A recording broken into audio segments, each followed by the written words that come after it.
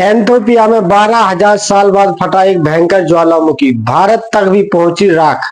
23 नवंबर 2025 को एंथोपिया के आकार इलाके में एक हाईली गुब्बी नाम का ज्वालामुखी अचानक से फट जाता है।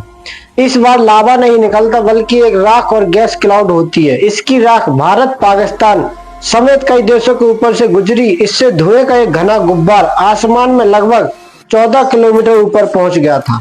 लाल सागर के पार यमन और ओमान की ओर उठा ये हाईली गुब्बी नाम का ज्वालामुखी, इस ज्वालामुखी की राख लगभग 3,800 किलोमीटर दूर भारत तक भी पहुंच गई थी।